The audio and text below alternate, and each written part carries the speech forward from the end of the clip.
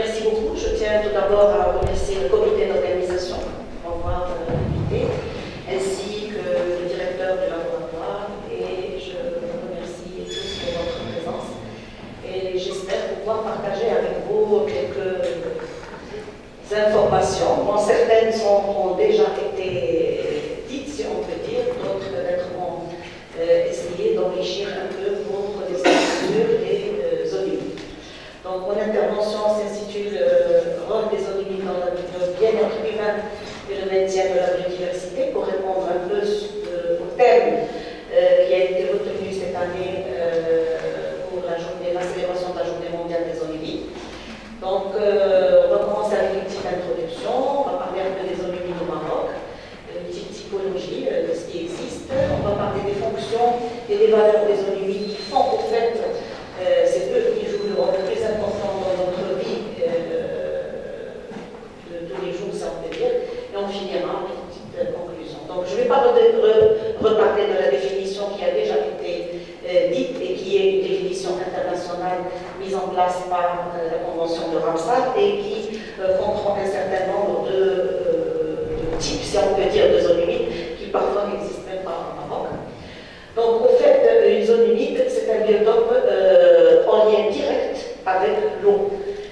C'est l'eau qui peut être permanente ou peut être temporaire. Donc, la fluctuation du niveau d'eau est importante au niveau de la description et au niveau de la classification de ces zones humides. Donc, généralement, le sol au niveau de ces zones humides est dit hydromorphe et la végétation est dite hygrophile.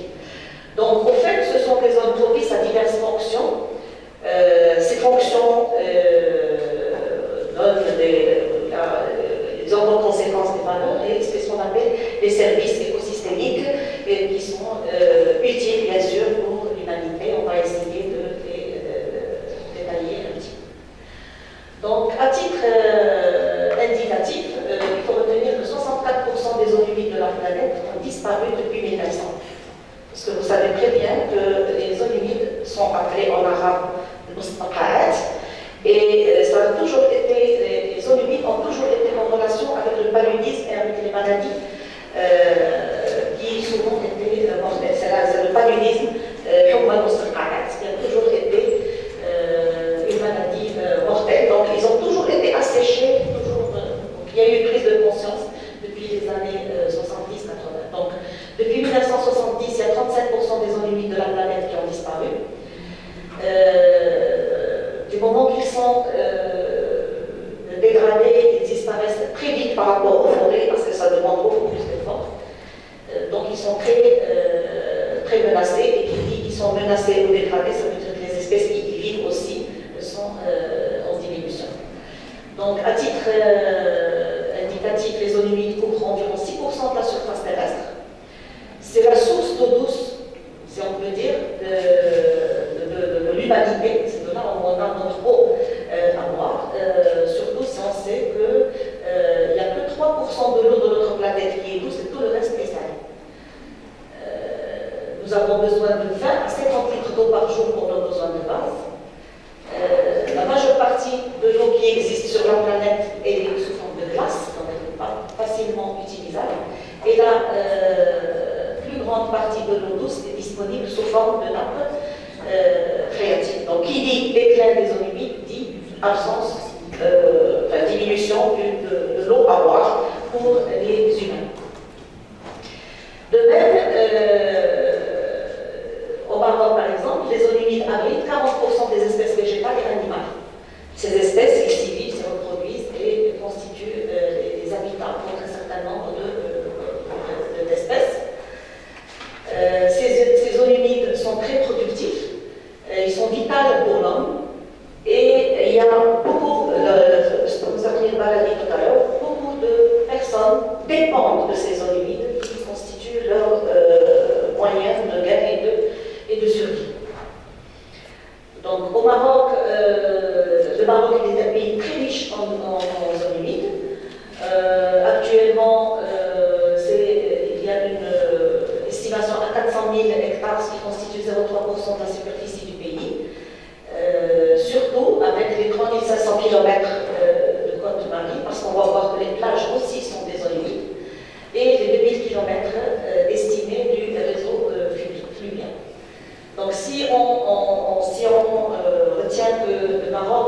donné une très grande variabilité climatique, topographique, géologique, vu sa position.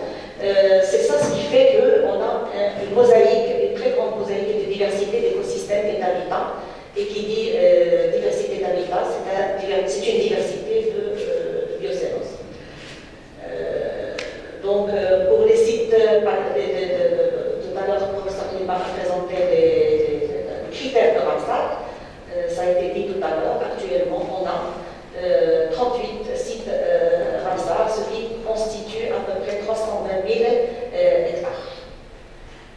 Pour la typologie des zones humides, on considère qu'il y a trois types, grosso modo, il y a trois types de zones humides. Je remercie en passant le professeur Klima parce que c'est de chez lui que j'ai pris la majorité des photos. Donc il y a les zones humides continentales, c'est ce qui constitue tout ce que vous pouvez imaginer comme milieu contenant de l'eau. Pour les zones humides continentales, tout ce qui est naturel, si on peut dire, donc tout ce qui est lac, marais, marécages, étangs, tourbières, etc. Les plaines d'inondation, les sources, les oasis, les seringues, etc. Il y a les zones humides côtières, donc c'est tout ce qui est littoral, plage, les îles aussi font partie de ces zones humides côtières. Les falaises maritimes, aussi bien les platiers rocheux, les baies, la butte, etc. Et il y a aussi des zones humides artificielles qui sont considérées comme des zones humides, c'est-à-dire les marais salants où on extrait le sel, les bassins de stockage de l'eau, les puits, les parades, les stations d'épuration, les canaux de tout ce qui est artificiel où ils contiennent au moins en partie de l'eau pendant toute l'année est considéré comme zone humide. Donc si vous allez en résumant, pratiquement tous les milieux où il y a de l'eau sont considérés comme zone humide. Alors ces zones humides nous assurent des fonctions. Alors ces fonctions-là, en fait, ce sont des fonctions, pourquoi elles sont importantes? Parce que c'est des fonctions naturelles, c'est des fonctions écologiques, et qui dit naturel, écologique, c'est des fonctions gratuites qui sont mises à disposition de l'humanité.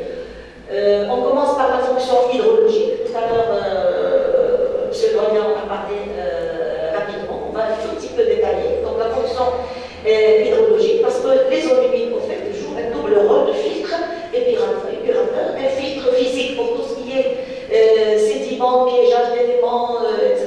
Et tout ce qui est filtre biologique pour tout ce qui est dégradation biochimique, absorption, stockage des métaux lourds, etc., etc. Donc tout ça, ce sont des mécanismes qui permettent l'amélioration de la qualité de l'eau. Également, ces zones humides régulent les régimes hydrologiques. Par exemple, ils jouent un rôle de ce qu'on appelle une éponge. En cas, par exemple, d'inondation, en cas de crue, ces zones humides, ils vont jouer le rôle, ils vont temporiser un petit peu et ils vont arrêter et atténuer les crues. Il y a un petit schéma ici de cette régulation. Vous voyez, quand il y a des zones humides sur le parcours, si on peut dire, de la crue, ils atténuent les inondations en stockant temporairement des eaux et qui vont être restituées par la suite. Donc l'eau, en fait, des inondations ne vient pas très rapidement au niveau des rivières et des cours d'eau pour aller vers la mer. Donc de même, comme fonction hydrologique, il y a une recharge des nappes par infiltration. Et il y a également la mise en place de la dynamique côtière des estuaires, des rivages et des deltas dans notre pays. Tout ça parce que l'érosion et le transport fait qu'il y a des sédiments qui sont apportés de l'amont vers l'avant. Il y a également une fonction toujours de rétention de sédiments et de produits toxiques, et grâce à justement la biodiversité végétale qui existe au niveau de ces zones humides, ces végétaux qui vont agir en tant que filtre physique parce qu'ils vont arrêter les sédiments, il va y avoir des dépôts des matières en suspension, mais aussi parce que cette végétation participe à la diminution de la pollution de l'eau en absorbant un certain nombre d'engrais, de pesticides et parfois de métaux lourds. Donc tous les intrants, si on peut dire, ils peuvent être absorbés arrêtés par la végétation de ces zones humides. Donc notre fonction qui est très importante, c'est la fonction biologique. Et qui dit fonction biologique, c'est le maintien de la biodiversité, parce qu'on a une très, au niveau des zones humides, il y a une très riche collection de 200 000 espèces d'eau douce qui sont connues, dont de nombreux poissons continentaux, les amphibiens, les reptiles, ainsi que de nombreuses espèces d'oiseaux, d'eau, nicheurs, migratrices, comme l'a dit Sabrina. Puis bon, tout ça, toute cette biodiversité participe justement à classer un certain nombre de ces zones humides selon des critères dans la convention de Ramsar. Donc il y a une végétation qui est particulière au niveau des zones humides, notamment des forêts riveraines, des ripisciles, des prés humides, la végétation aquatique émergente et les plantes aquatiques submergées flottantes. Et toute cette végétation est très importante pour la survie justement de toute la biodiversité, si on peut dire, animale et autres qui se trouvent au niveau de ces zones humides. De même, le maintien de biodiversité est aussi pour les animaux. Donc, bon, je n'ai pas trouvé le même nombre de photos pour les macro-invertébrés, mais il y a une forme de macro-invertébrés très importante au niveau de ces zones humides. Il y a les poissons. Merci, professeur Klima.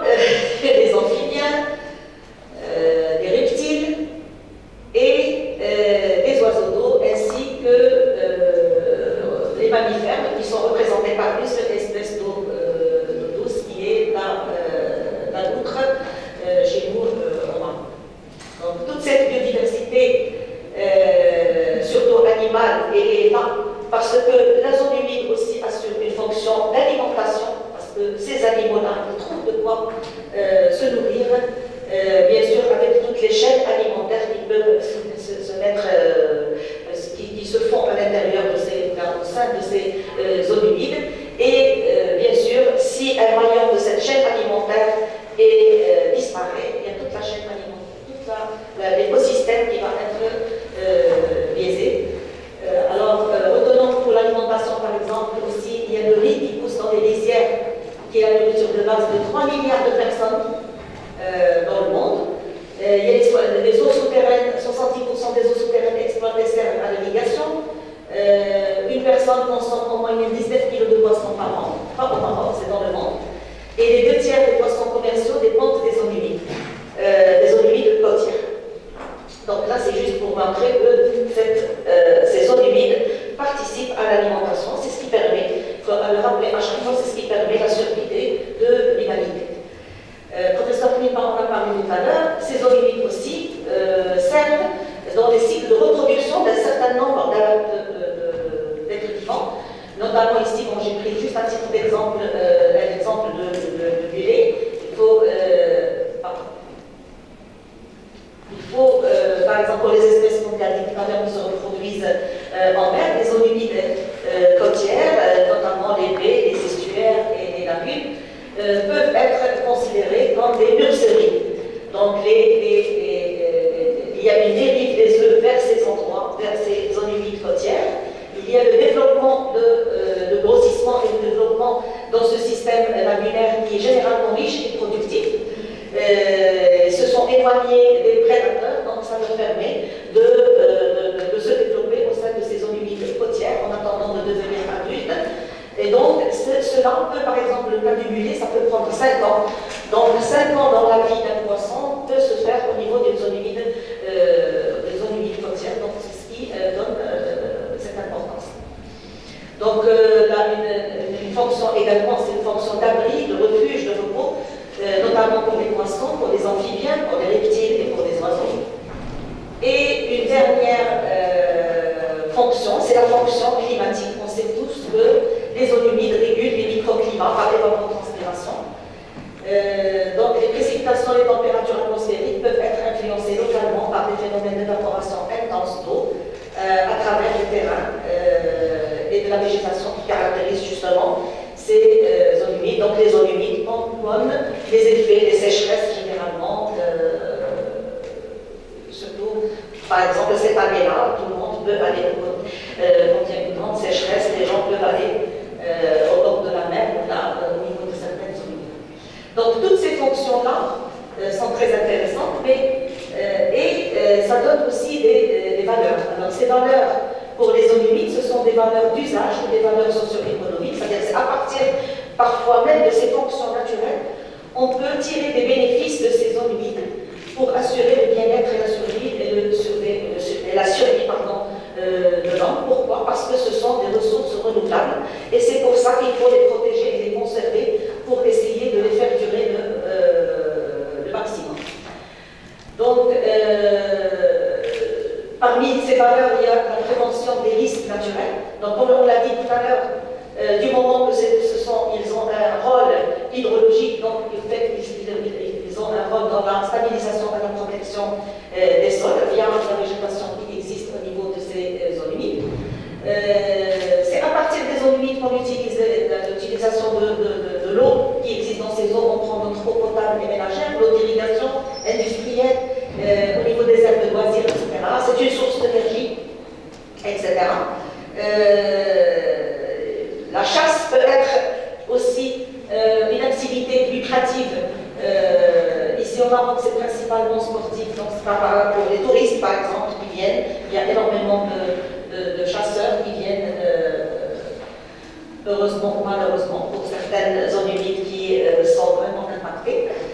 Il y a la coupe de la végétation et la production des roseaux aussi, ce sont des activités qui peuvent permettre, par exemple, l'alimentation à domicile du bétail, la confection des toitures, la fabrication des nattes et des articles ménagers destinés aux touristes, etc. Et qui peuvent donner, on va le voir par la suite, une valeur économique. L'agriculture, les rizières par exemple, ce sont des zones humides artificielles, mais qui ont une très grande production et qui permettent de nous donner beaucoup de production de riz qui peuvent être vendus. Pour l'activité industrielle, il y a les ramassages des algues au niveau des platiers rocheux qui sont destinés parfois pour les industriels à la fabrication de la canne, on peut extraire le sel, etc. Donc ce sont des valeurs, comme je l'ai dit, de l'extraction de sel, d'argile, de sable, de gravier, donc à peu près, si on réfléchit un peu ou alors on médite, au fait, tout nous vient des zones humides. On se tourne un peu, on voit de quoi on est habillé, de quoi qu'est-ce qu'on mange, qu'est-ce qu'on boit, etc. On se dit que les zones humides jouent un rôle très. Alors en plus de tout ça, il y a tout ce qui est culturel, avec le savoir-faire, les valeurs, le savoir-faire, tout ce qui est valeurs esthétiques, tout ce qui est touristique, parce que généralement les touristes ils veulent bien voir des beaux paysages, et les beaux paysages ça existe au niveau des zones humides. Il y a les valeurs éducatives. Vous allez demain par exemple aller à Majazaka, vous allez apprendre des choses, vous allez, pour les gens qui ne connaissent pas, ils vont être sensibilisés, etc. Donc on peut avoir beaucoup de données qui sont importantes au niveau scientifique, au niveau éducatif, au niveau sensibilisation et même au niveau patrimonial. Parce que même, il y a beaucoup d'artistes qui vont aux côtés au niveau des zones humides pour mettre des tableaux, pour vendre leur collection, pour essayer de ressortir un peu ces valeurs-là. Et bien sûr, tout ça rime vers quoi? Pourquoi c'est important? Parce que ça leur donne une valeur économique. Alors, et pour essayer de comprendre cette valeur économique, il faut se dire, il faut chiffrer un peu la perte d'une zone humide. Une zone humide, par exemple, qui joue le rôle d'une station naturelle, qui épure un peu les eaux et toutes ces eaux terrain. Si on veut construire une station d'épuration, c'est très bien que ça peut coûter des milliards. Donc là, ça donne une importance économique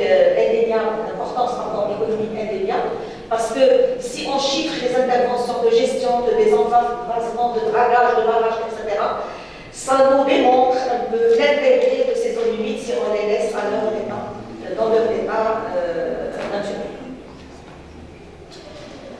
Donc, en conclusion, les zones humides sont d'une importance capitale pour le bien-être de l'homme et le maintien de la biodiversité. Donc ça, c'est indéniable.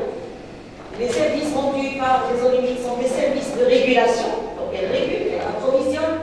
C'est des services culturels, sociaux et d'auto-entretien. Les fonctions de ces zones humides sont à l'origine de services écosystémiques dont l'homme peut tirer des bénéfices directs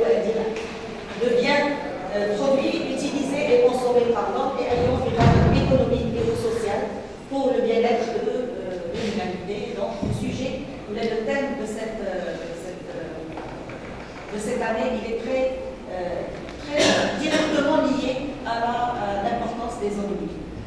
Bien sûr, comme recommandation des zones humides, il faudrait adopter des politiques qui tiennent compte de ces zones humides, justement. Je pense qu'on est en bonne voie dans ce sens-là. Mais il faut continuer, il faut comprendre les services écosystémiques procurés par les zones humides et les intégrer dans les plans d'aménagement. D'ailleurs, par exemple, pour la stratégie nationale de biodiversité, la Cour d'études nationale de biodiversité, avant, on ne parlait que de biodiversité. Actuellement, sur le plan mondial et même au Maroc, on est en train de préparer des rapports sur la biodiversité, mais également sur les services écosystémiques. Ça veut dire qu'il y a eu une prise de conscience dans ce sens. Bien sûr, il faut utiliser ces zones humides de manière rationnelle. Il faut restaurer celles qui ont été dégradées. Il faut développer des sources de financement pour leur conservation. Et il faudrait enseigner à tous et partager ces avantages, justement, les avantages de ces zones humides. Et je pense que c'est ce qui a fait l'objet